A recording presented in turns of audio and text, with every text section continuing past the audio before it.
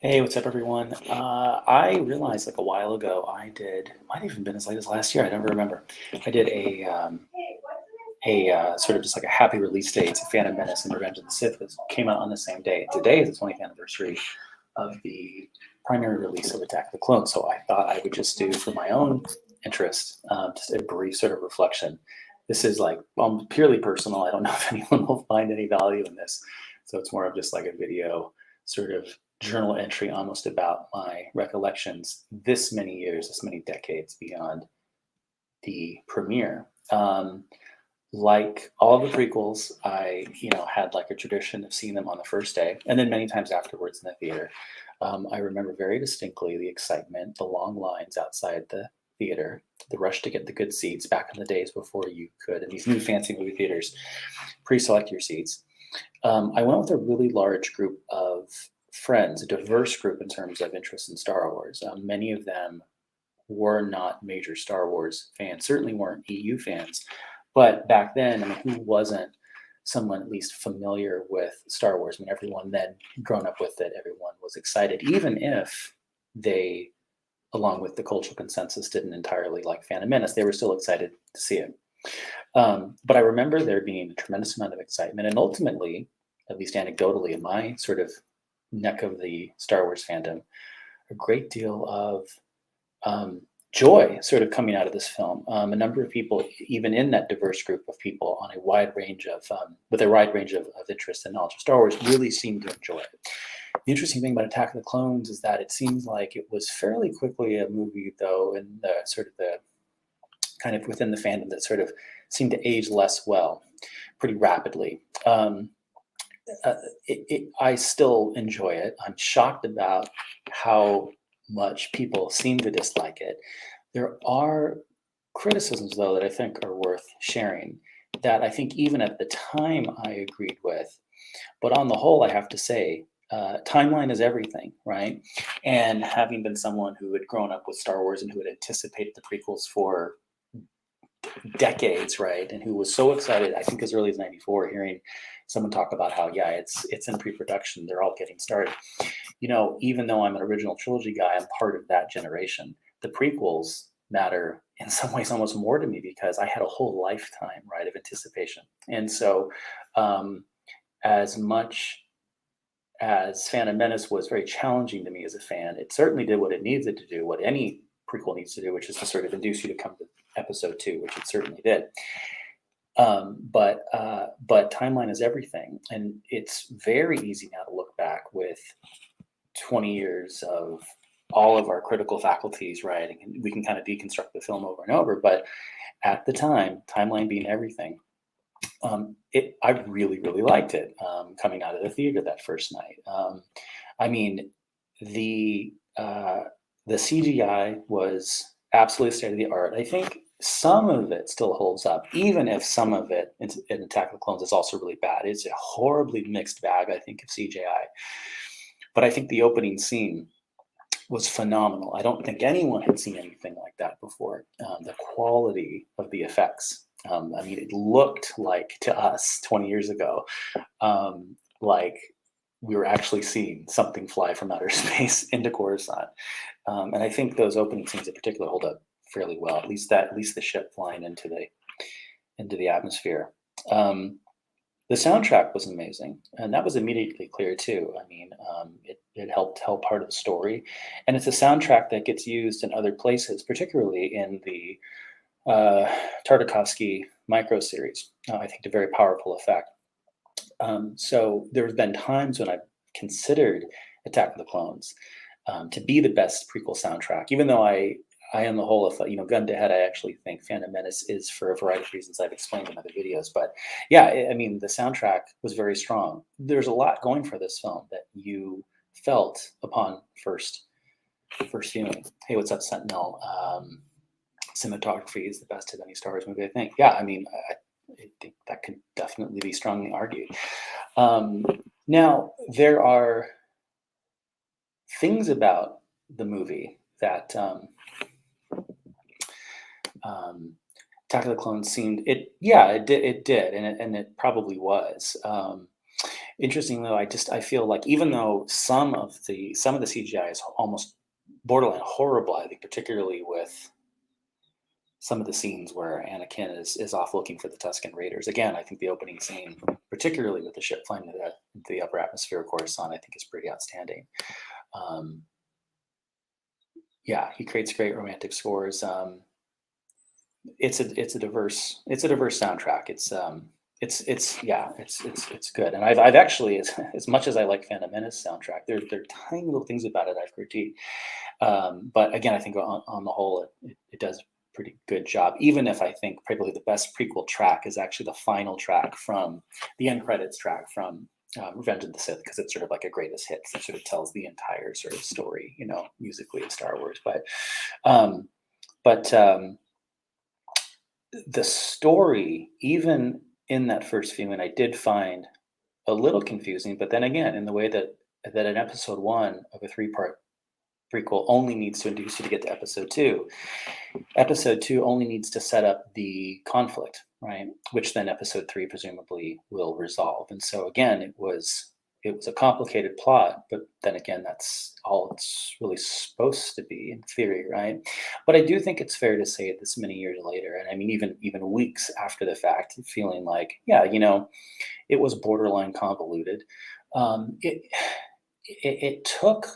It took like whatever it would have been 15 years or so for Captain America Civil War for me to find the best analogy um, to explain, I think, some of that convoluted sort of like feeling you get about the plot in Attack of the Clones. I think to this day, a lot of people critique it's too complicated. But again, you hear this about all sorts of movies, that are part of trilogies. I mean, everyone thinks that Back to the Future 2 is like unnecessarily complicated. But yeah, that's part of the three act structure, right? Number two was always, a little more complicated, and then that's why you have a third film to make sense of everything. But Captain America: Civil War to me felt like, which is a movie I don't like, but which is a movie which has tons, maybe half a dozen subplots, all of which should have been explored further in separate films, which all would have, I think, been really great. And I think that the trick with Attack of the Clones is that there are so many interesting new characters and ideas and worlds and everything else that you want to know more about, but don't really get much of a chance to. Now, again, in a way, I say when it comes to prequel critiques or critiques of any of the Star Wars films, bring it on.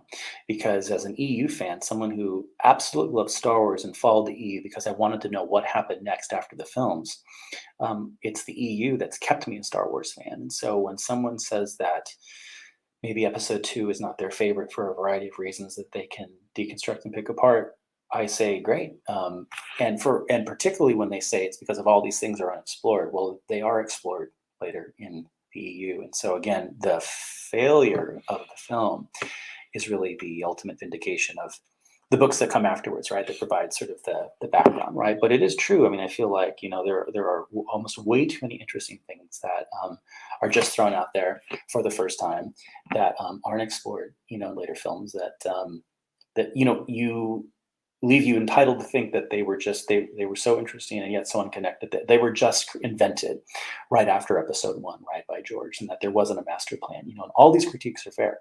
But again, it's the EU that keeps you going. So if you're unhappy with one film in this cycle, there are many books and comics and games and stuff to continue the story in a way that I think helps bring more coherence to everything we saw. But it does vindicate my view, and it's not a novel view. I think a lot of people share this, which is that there's almost a sense in which Phantom Menace almost feels a bit like an EU story, and an unnecessary one in the context of the six films. And that what really should have happened to better mirror the original trilogy is to start with the story of, if not Attack of the Clones, at least Anakin as a teenager, to better parallel sort of Luke as a teenager. I think that would have been much more interesting. But that's then to completely rewrite Star Wars, which I don't presume to want to do. I give all credit to Lucas and whoever else was involved with that. And it is true that there was help on the screenplay. And I don't know how much we know about how much the co screenwriter contributed, but it certainly was a team effort, and the people involved are better at I am than explaining Star Wars. But again, the EU is also in some ways better than the film at actually sort of helping to continue the story. So first Star Wars movie. That's great. Yeah. Well, this kicked off 2002. Kicked off a great time for Star Wars. I mean, I think in some ways, and again, you can debate about this back and forth, and depending on the day of the week, I'll change my answer too. But I mean, I do feel like one of the best years for Star Wars ever was some year during the prequel era. I tend to lean more towards 2005 because it overlaps with so many things. The end of the prequel era. Obviously, you get a film. You get some really great video games. You get the micro series. I mean, there's so many things that overlap around this period of time. It does kick off a really great period for EU just in those few years, in addition to tons of things that came many years later. Well, this is absolutely right. I'm glad you brought this up. I mean, merchandising for episode 2 was nowhere near as aggressive. I don't think anything was as aggressive as episode 1. And there's a number of different anecdotal ways of really sort of sensing this. It's funny, I've said this before. If you go to Wikipedia, if you look at the 3 entries for the 3 prequels, at the very, very bottom of the page, there's a little horizontal navigational template at the very, very bottom. Sometimes they're collapsed. You have to expand them, and it sort of gives you a sense of everything in every medium and every category pertaining to the film, right? At least that's covered on Wikipedia, so it'll be a line for like, what was the film, and then what were the books, and what were the comic adaptations, and then the toys, and then everything else. Episode 1, it's a mile long. All of a sudden, episode 2, it's shorter and shorter. And then by episode 3, I think a lot of these companies, a lot of the licensees had either taken a bath on episode 1, or they're just, so it's hard to know, was it Lucasfilm being less aggressive, or were the licensees sort of having put a little too much out there? With episode 1, I mean, there's nothing you couldn't find with episode 1 characters on it, from candy bars to toothpaste to cereal boxes, and then so on and so forth. I mean, to journals and notebooks and everything else. And it starts to sort of decrease, and that's unfortunate. And I know episode 2 also didn't do as well in the box office. And I know at the time there were the counter response from Lucas was that, I mean, it's hard to remember, this is the early days of the internet, the World Wide Web, but it had leaked, and I think that they thought that maybe that had played some role. But, obviously, I think a lot of people were skittish coming off their views and the critics' cultural consensus view about episode 1, right? But again, I got to say, anecdotally, and I mentioned this at the very top of this video, I mean, the people that I saw the film with, at least opening night, they ran the range of people with knowledge and interest in Star Wars. And this is just anecdotal, but walked away really enjoying that film. And I think, obviously, for that, as diverse as they were relative to Star Wars, I think had an equally diverse sort of set of reasons why. But so it's almost a shame that everyone, all the licensees and everyone, got skittish. And it's a shame that it wasn't as aggressively marketed with all the products and stuff, because I think there actually was almost like a potentially new audience ready to sort of jump on board. Yes, of course, can't forget the Dark Horse comics. I mean, absolutely amazing run, no question. Hey, what's up, man? Lots of fun memories. Yeah. Yeah, that's something you see. Yeah, you bought Fair for One movie just to see the trailer. I remember doing that for episode 1, and I think the movie was Wing Commander. And I remember doing that, going in to see the trailer, primarily just to see the trailer. And the interesting thing was Wing Commander. I mean, obviously it sounded way too much like something that could have been, something out of Rogue Squadron or something, right? So that, I think that was very, very canny sort of, co-marketing. But yeah, I did the same thing. But again, yeah, I mean, whatever my thoughts about Attack of the Clones are now, this many years later, I know there's a lot of revisionism, and it started pretty early about what a horrible movie it was, even among hardcore fans. People aren't afraid to admit that, which is good. I'm really glad Star Wars fans feel so comfortable sharing critical views. I think it's really healthy, but it's so funny. I mean, I just think timeline is everything. And I will just tell you anecdotally, again, I was there. I'd waited at that point my whole life for these prequel films, and it was very satisfying. And again, it was satisfying to people who I went to see the film with, who weren't nearly as invested as I was, who weren't going to go on and read EU comics and books and things, or play the games, who might have had critical opinions of episode 1 but didn't care. They wanted to see this film and they liked it for a lot of reasons. Again, there's a lot of things to like about it. Again, intriguing opening, good CGI, at least in the beginning, a great soundtrack. I mean, I saw it with a lot of women too, who quite frankly loved this, dashing young Anakin, this hero. They, believe me, they swooned in the completely sold out show that I saw on opening night. Everyone swooned right when Anakin comes in to rescue Padme from that weird little bug that that the bounty hunter had sent after to kill her. Everyone swooned. They loved it. When he jumps out the window, dashing. I mean, this is right out of medieval knight stuff, right? They loved that. Jumping ahead, it may feel like fan service now, and it even felt like fan service then, no question. But at the end, when you have 100 Jedi fighting in the arena in Geonosis, when you have Yoda fighting Dooku, whatever you want to say about it now, it kicked ass at the time. It absolutely kicked ass. I mean, again, I vivid, visceral memories of seeing, Yoda, invade the arena, right? Just on the precipice of The Last Jedi being wiped out. That was an amazing cinematic moment.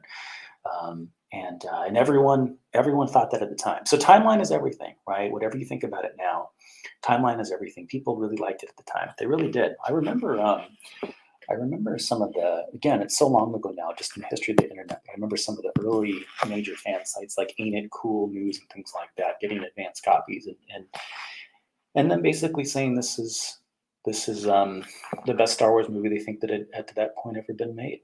And obviously there's a lot of hyperbole in that, a lot of excitement and hype around being given advanced screening rights and stuff. But you can see where that excitement comes from, for sure. There's no question. It's a great chase. It's exciting. I do think the Battle. I mean, obviously the Battle of Geonosis is a highlight. I think it's intended to. I mean, it's certainly sort of a major climax, and yet it's just, it's a really fun, great action adventure moment right in that film. It's definitely the highlight for me. I remember on that first viewing. I mean, that's something that I don't forget. I hope I never forget a feeling like that. What can you say that hasn't already been said a billion times, though? I mean, if you want to sort of critique the film, it's like, look, I mean, is the dialogue wonky? Is the love scene forced, or like sort of the romance forced? Are there really weird sort of just like directorial and acting choices? I mean, like, who can forget sort of Natalie Portman falling out of the gunship, seemingly sort of like paralyzed on the sands of Geonosis, right? Just to be confronted by some clone troopers who she then immediately pops up and is giving orders to. So it's like, I don't get it. Was she just stunned until that time? So there's weird choices. Okay. But again, as an EU-centric fan, as much as I like the films and as much as I like the EU because it's the continuation of the films, and I've said this a million times, I don't care about the medium. I care ultimately about the story. So the fact that maybe some real world directorial or acting choice gets made does not in any way impact for me the story of Star Wars. And so again, I say, bring on the critiques, because I think the EU ultimately is the real winner here. And Kyle is driving and listening to this right now. So all right, well, we won't say anything too shocking then, to keep Kyle safely driving. Not too many hot takes then for today.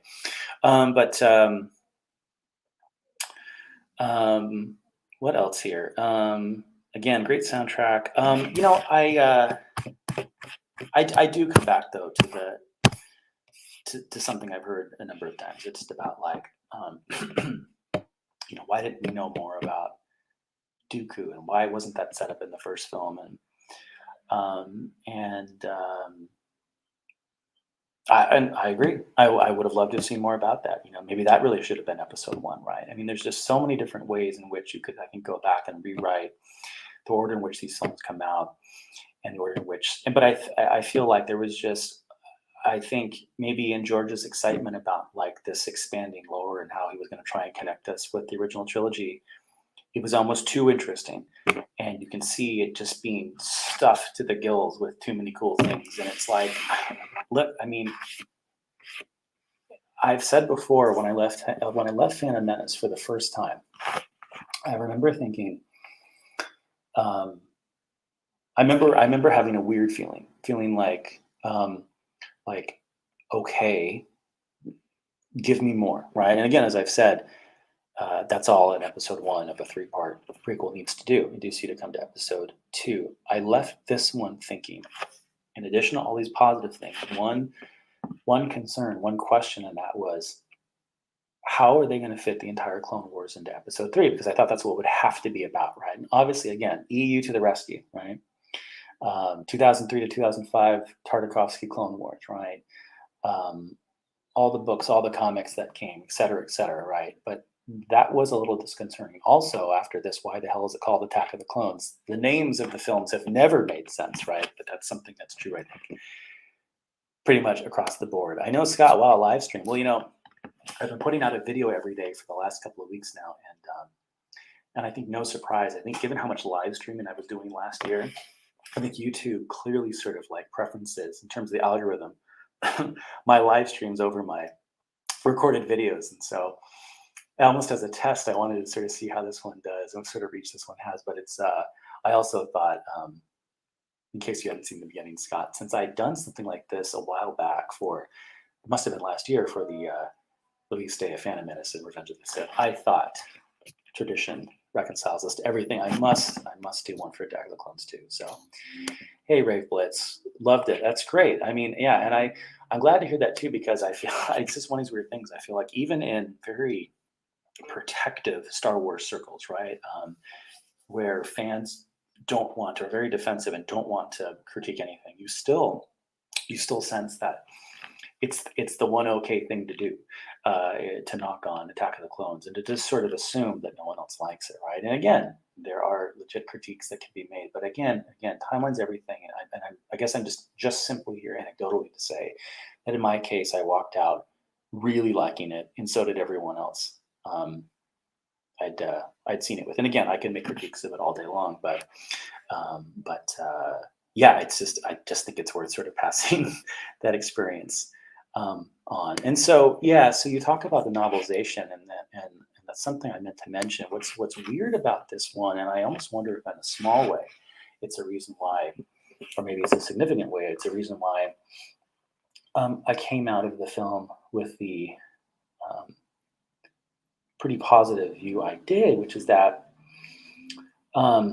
this is the only prequel I read the book before seeing the movie. And so they always came out before, I think they all came out before, I can't really honestly remember at this point, but I think they all came out before the actual movie aired. And this was the one time where it just kept calling to me. Obviously I bought it, I wanted to wait, but I read it anyway. And I'm glad I did, because, there are things that I think the casual viewer, including some of the people I went with who I've explained around sort of the range of sort of from casual to hardcore Star Wars fans, wouldn't have understood. I mean, I think when Anakin's wailing away on the Tusken Raiders and he receives something like a visit from a quasi Force ghost, at least voice, right, of Qui-Gon, that's something that's something I read about in the books. And by the way, was hoping to, I mean, that's something I knew about already, right? And so when I see that, I've got some background already filled in. And by the way, it was something that, having read that, made me think that we were going to learn a lot more in that film about whatever the novelization said about what's going on there, right? And I guess I was jumping ahead to Revenge of the Sith. I was a little disappointed that in that film we get this like 2.5 second sort of little nod to that right at the very end when Yoda pulls in Obi-Wan to tell him he's got new training, right, in exile, to learn how to commune with those, in the Force. Definitely wanted more of that. But then again, I guess, got to leave a little mystery, right? But anyway, that was something that, in addition to a number of things that, like having read the novelization, I think I was better prepared, frankly, for the film, So, yeah, I thought they all were. I mean, I definitely remember Phantom Phantom Menace came in, I just legitimately couldn't remember Revenge of the Sith at this point.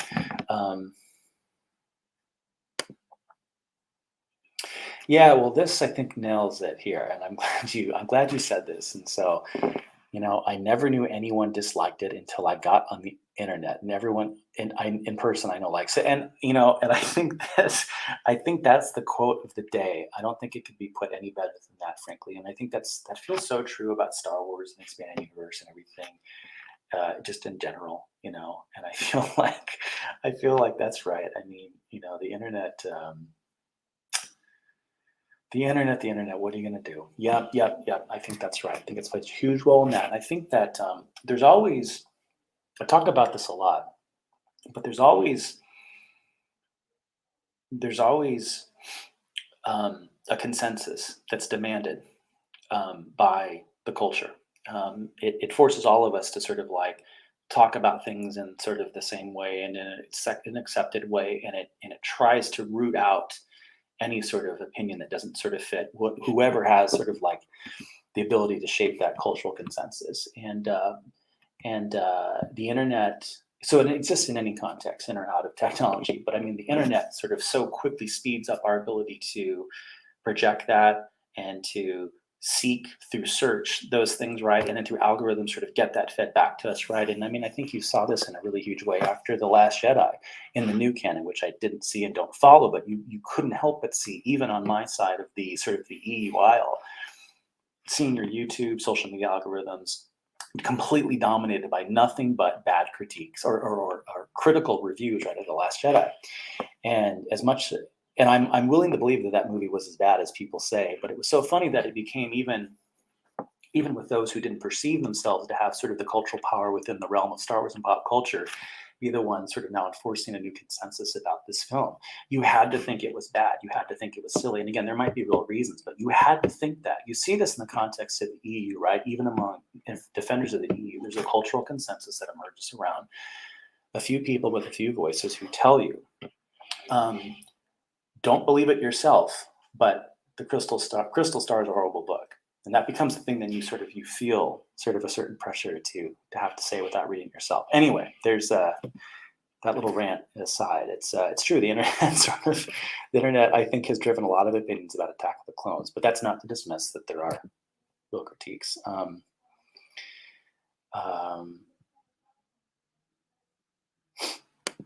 Yeah, Kyle. So Kyle's mentioning some things about some of the some deleted scenes, and some things about color schemes being a gripe. Yeah, there definitely are. There are definitely things that stand out. Again, while I praise elements of the CGI, there are parts of it that just look so obviously fake. And again, like the backgrounds in so many cases is so obviously fake. Seems almost like we sort of regress in some of our kind of like basics, green screening. Well, I've definitely heard this said, and I'm really in no position to sort of actually compare or contrast the new stuff with the old stuff. But I can just speak to the old stuff, which is that, yeah, it all feels pretty creative, right? And even in its convoluted nature, it's so pregnant with different ideas that you want to see, right? You want to see explored further, and I think I've heard people say this, that there's just something, whatever you think about the prequels, there's something more sort of Star Warsy, whatever that means, than the new stuff. And James Cameron, the director, sort of famously said that in an interview a number of years ago, I think right after Force Awakens came out, and you can find this on YouTube pretty easily. James Cameron, Star Wars thoughts, whatever. And I think he basically says, he wants to give a benefit of the doubt to JJ and the new stuff, but that there's no question that, in his view, director to director, George is just sticking more interesting new things into the films than you would expect to find in the new stuff. Quality Autism wonders, well, what do we have here? Well, what we have here is an utter ripoff of Quality Autism's idea today. I saw you doing this. Obviously, I commented on the video, and I had a few minutes here, and I decided to do this, but largely because I had done this for Phantom Menace and Revenge of the Sith, and I couldn't let the chance pass me by. Hey, what's up, Evan? We're watching you. I was watching you too on that live stream. I decided to jump on too. So. Yeah, absolutely. The part where he tries the part where Dooku, for those just listening in their car, like Kyle, they're the part where Dooku tries to convert Kenobi, as I rated. I think it's a great scene. Um, and not to undermine the scene we got, but there's a really cool idea that I don't know if anyone. I wonder at this point if people even remember, particularly like younger fans, if they remember the Phantom Edit, which was really sort of, I think, the most famous. This is funny, by the way. So, dude, we are live streaming your live stream. That's great. That's very meta. Fantastic. This is great. This is great. Um, but the Phantom Edit, um, which came out, I forget when this came out now. I forget sort of like the internet history of this, but there's by Mike Nichols. It's probably the most famous, maybe the most impactful sort of fan edit. And what's nice is it doesn't take that much away. And I think a lot of these fan edits of the prequels are presumed to just be sort of like just funny little parodies that like kill Jar Jar or whatever. What's interesting is he very subtly sort of cuts bits here and there to, I think, tell a much more streamlined, and I think it's fair to say, slightly more sort of coherent version of Phantom Menace and Attack of the Clones, but not in a way that alters George's vision, but that I actually think respects it. I think, frankly, if it's the case that the originals were saved in editing, I think it's the case that I think there wasn't enough editing in these prequels. These Mike Nichol versions are fantastic, and unfortunately, they're harder and harder to find. I'm sure you can find them on the high seas somewhere online. But back in the day, you could find them on cassette and DVD and things like that, even with special features. So there's the Phantom Edit, and then there's Attack of the Edit, I think is the one that he did for Attack of the Clones. And as far as I know, there was no version done for Revenge of the Sith. But they are both very good. In particular, his own commentary, which he adds on a separate track. They are highly, highly, highly worth tracking down. The Phantom Menace or the Phantom Edit and the Attack of the Edit. To my knowledge, I think Lucas even knew about them, and I don't think that the editor Mike Nichols endeared himself to Lucas by doing this, but I think they were at least acknowledged, and they're highly praised, I think, appropriately so.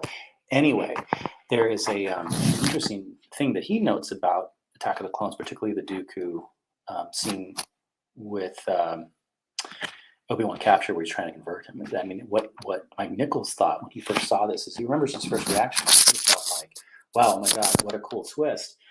Dooku is going to not be this fallen Jedi, but he's going to be a Jedi who's left because he knows the Jedi are up to no good, and he wants to sort of try and save it from the outside. So he's not converting Obi-Wan to the dark side, but he's trying to, enlist as much help as he can. And then he realized, well, a few minutes after that, well, that's not really where the movie's or the lore is headed. I think that was really cool. That would have been a really sort of neat element. But again, it just raises all sorts of concerns that I hear legitimately stated today. That like where the hell did this Dooku character come from? The context of these films. Why don't we know more about him? Well, we want to know a little bit more about him in the EU, but still, even there, I think it would have been nice to get a lot more. So yeah, it is great. Let's see. Scott's going to go back to watch the live stream of this live stream so he can watch both simultaneously. I cannot wait to check that out. I feel honored. One of my last videos, Quality made a parody at it, and now we're just like cutting out the middleman. We're just going to live stream in real time. So this is a real honor. Maybe Mike Nichols one day will come out with the Phantom Edit version of these two live streams. All right, thank you. Thank you very much. I've been putting out a video a day for the last couple of weeks, and I decided that one reason I wanted to do that was partially just the discipline of having an additional thing to do during the day, just to kind of keep me motivated, but in between little spurts of work. But one thing I've been doing is grabbing lots of random bits and pieces. There's no sort of rhyme or reason to what I'm grabbing. It's basically just things that are sort of close by. Most of my Star Wars stuff is in storage that's accessible. It's just that it's like not at home around my desk. But the random crap I have that is nearby or in a box that's somewhere at home or whatever, I've just been going through and pulling some stuff out. The nice thing is that I could do this forever as long as I just sort of remember to stay disciplined and make videos. But the one thing that I've been into for years, which I've gone on at length about in videos, are these non-Star Wars magazines that actually have EU-related RPG content in them, and there's about 170 or so. And so I have those all right there, fortunately, near my desk. And so that's definitely one plan, just to like on days when there's no other collectible or whatever, to sort of highlight, just go through those, just share more information about that, the new characters and ships and scenarios that come out of those. It's just a sort of an additional way of sort of shining more light on all the obscure Star Wars EU out there. The other reason too is that one reason why I'm grabbing what seem like little tchotchkes here and there is that there's definitely, I noticed a weird new trend, and I guess I'd call like third, fourth wave sort of EU advocacy, where it's like there are tons of people who I think kind of out of an overabundance of hatred for what they perceive Walt Disney to be doing to Star Wars, are now sort of like trying to just highlight all the cool way things were back in the EU days, right? But in doing so, I think are actually not really sort of doing much to build it up. Instead, quite literally referring to it almost as relics, right? There are a number of YouTubers and folks with social media accounts who every day sort of highlight some this little piece of junk, right? That, you know, some like, not to denigrate anyone's collection, right? But they're sort of like, hey, boy, doesn't Disney suck? Hey, take a look at this cup I got from Taco Bell in 1997, and it's like, it doesn't come off, I think, the way they intend. And so what I want to try to do is to say, look, like there is a vibrant, live, community of collectors, right? And I presume that most people who watch some of these videos are among them. And I think it's Star Wars, the Star Wars EU is not some old relic, right? Regardless of what Disney is doing at the moment and not continuing it, right? No, it's something just itching to continue, right? And it's not a dead thing. And it's not the case that every day we can just pull out some little trinket or trash, right? And sort of share it and say, hey, this is my little sort of, Ewok whistle that I got when I was a kid, at the dentist or something, right? For being a good little boy. No, instead, there's like very serious stuff out there that makes very serious contributions to the EU. Rather than being dead, rather than being sealed up and complete, the whole point in collecting the EU is that when it comes to the content, we don't even have, I maintain, even the most robust, up-to-date list of all the possible stories and everything, because we're always finding new things. And the same is true with serious EU collectibles. Not to be too melodramatic about it, right? But there are a lot of collectibles that I think something shines some additional light on that EU era, and that's part of what we're not just trying to sort of like say is like now all sealed up because of the reboot. We're trying to say there's energy in there, sort of ready to explode, right, in the form of continuation alongside the new canon. So again, I in a weird way, I sort of felt like, look, I've been making YouTube videos since like 2015 or whatever about Star Wars, at least, and I know, by the way, this is great. I just got a text from Matt Wilkins telling me Noah's streaming this on the live stream. This is great. But in all that time, I sort of like, I didn't realize that, I don't know, I had all this crap and I wasn't really sort of sharing it. So I just said, you know what, I saw this new wave of people sharing this stuff, but with in a weird way, it just didn't seem like they were trying to, I don't know, it just seemed like it came off like, to me, too much like they thought Star Wars was dead. Ironically, in an attempt to sort of say that the EU was the only good thing about it. They're making it sound like, yeah, like, but basically it's good days were behind it. And I think, no, I mean, there's a lot to collect from the vintage era, pre-2014. But again, but the point is we're all here still collecting it, right? The demand is really hot. And I want to sort of show how much of those collectibles, still in some ways sort of take you back to that world. And just again, hopefully we create some interest in that or whatever. And at the minimum, maybe you look at some cool things. And I am cautious though. I don't want to show off too many things that are just like random Star Wars items. And I don't really collect just random Star Wars items either. I really, and not that I judge anyone who does. I've had to really narrow it though. And for me, it's always been about collecting anything EU related. So I have very, very little in the way of anything sort of directly related to the films. I mean, I have the movie posters and I have some paraphernalia that I received when seeing those films and things like that. And obviously, I've collected some of the home video releases and things like that. Maybe the most interesting thing though is something that no one has, which is that I actually have like, it's funny, there's always these debates on like, is there like a truly sort of like unspecialized version out there? Can you go back and find early home video releases that have no sort of updates, things like that? I actually do. I've got this thing it's been transferred a number of different times to different sort of mediums, right, to make it continually playable, right? But like my family had a friend sort of in the business, and so we had this like very early cut of the film, and that year after year we find a different way of transferring it onto like a new medium, and the mediums have changed quite a bit since those days. But like I have like a version of the movie like pre-release, right? Of all three actually of the original trilogy, right? So that's a cool thing, right?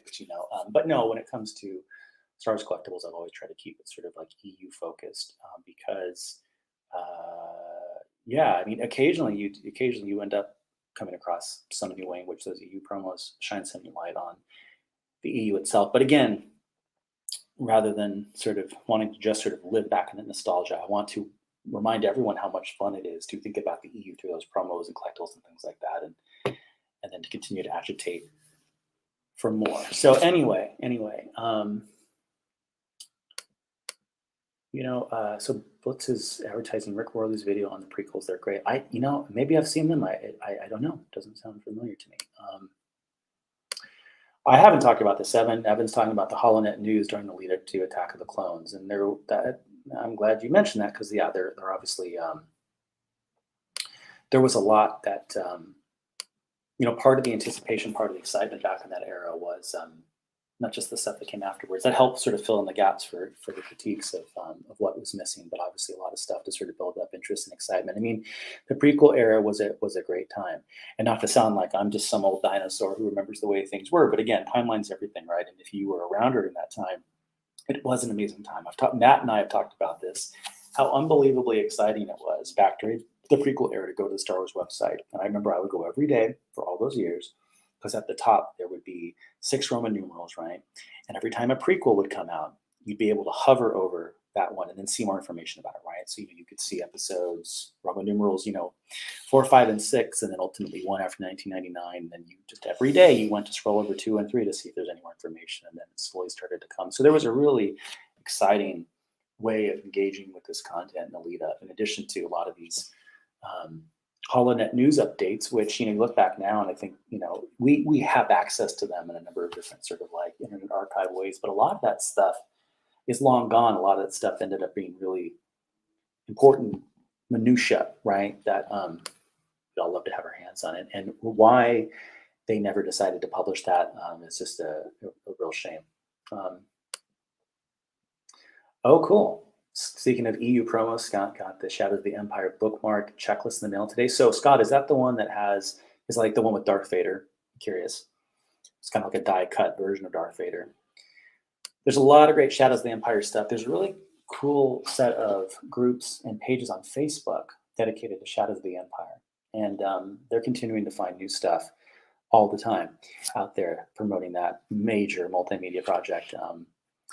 I was able to blow their mind. They weren't sure that there was there's several different Shadows of the Empire official promo T-shirts, and they didn't believe one existed because there's just one of Shizor. And I remember one time wearing it to a Star Wars convention, and actually it was nice. I mean, there's no other writing in the front and the back. It's got the Shadows of the Empire logo, but on the front there's no writing, so everyone just thought it was the Incredible Hulk, except for one person who happened to be reading Shadows of the Empire at the time. I think I was with some Twin Suns folks at the time. It was pretty cool. But there's another one too that's got the Shadows of the Empire logo and a couple of other Lucasfilm related logos. But one thing I thought about doing, if I can gather them all up, is to someday do like a video just on my Star Wars T-shirt collection, which is not as robust as I would like, but there's definitely a number of cool things there. There've been some EU things that have been created post 2014, which is kind of fun. But there's definitely some fun things. There's a really almost nearly impossible set of early EU clothing related items to track down, hats and T-shirts and things like that. But some are pretty cool. Shadows of the Empire is, I think, a pretty cool one for sure. Well, thanks, Kyle, for stopping by. Thank you. It's good to see you. Oh my God, Dan D'Amico. What's up, man? Wow. You know, it's funny, Dan. I don't remember if I ever connected with you about this, but I remember last year, I think you ended up jumping on a video, and I didn't realize it was you because I forget what the name of your channel was at the time, and I only put the pieces together afterwards.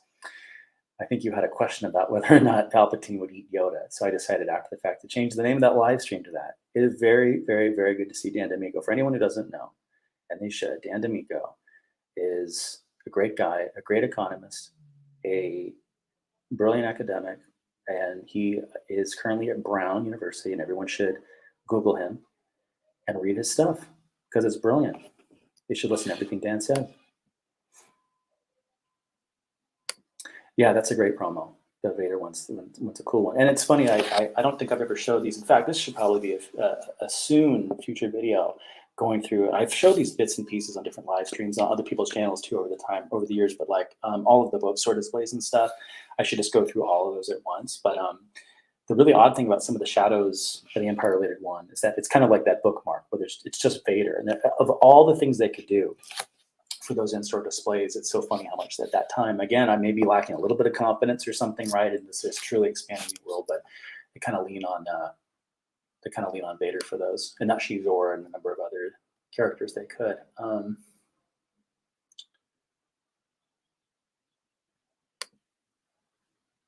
Thanks. Yeah, it's fun. Well, I get what I'm hoping to do by showing off the collection is like I I want to put as much out there to sort of see what else people have that I don't know about. Because again, I think, but I think I forgot to conclude this point earlier. In the same way that I think if you compiled some of the best lists of stories out there, all the chronologies, you're still missing at least 0.5% of things out there that none of us even know about, right? And we continue to find them. The same is true with a lot of these collections, right? A lot of these sort of official Lucasfilm or LucasArts or official Bantam, Del Rey, Dark Horse, Marvel, what have you, these official promo items, in-store promos, promo posters, pins, buttons, shirts, whatever, the official things, even that I think is it's shocking how little it's sort of systematically been done to collect all that stuff, right? So it's hard to really know when you say, yeah, I've got everything from the Shadows of the Empire run. Do you? It's hard to say it. Again, these Shadows of the Empire groups on Facebook are continuing to come across stuff, and that's all they do is to focus on one tiny little area of Star Wars. I'd like to think that I have everything promo related from the micro series, but then again, someone's going to find something out there someday that I don't have. You also have to draw some pretty clear parameters around what you mean by this, right? It's like, so every once in a while I've come across something that maybe borrows some imagery from that. Is that, can I like, I remember being surprised when I found like there was like an official watch produced by Fossil with like with micro series imagery on it. It's like, okay, I guess I'll get that right. But is it a promo item? I had to start drawing some lines around like, things that are in stores that are marketing materials, right? But then again, not necessarily things that are just ripped out of magazine ads. I don't, on the whole, collect magazine ads, only promo posters. And it's partially because it's like in almost every case, the cool Star Wars related marketing ad is going to already be in a Star Wars related magazine that I have in the collection, right? The thing about the promos and the posters and in-store displays and stuff is that those are things you couldn't get anywhere else, right? And that's the whole reason for them wanting to track them down, but needing to know the full list. And I can hear my little iPods here, my little AirPods starting to give out. So I think, yeah, Dan, it's great to see you. Thanks for, I need to get in touch with you. We need to catch up. But I think I might jump off because I started this by talking about Attack of the Clones release night, and here I am talking about EU promo collectibles. It always comes back to that, So anyway, I'm going to sign off, and Noah, I hope you guys are enjoying this stream. I can't wait to go over and see what the hell you guys have been doing to me. I can't wait to see how you edit some of this video later for everyone's amusement, but honestly, including my own. So anyway, talk to you guys later.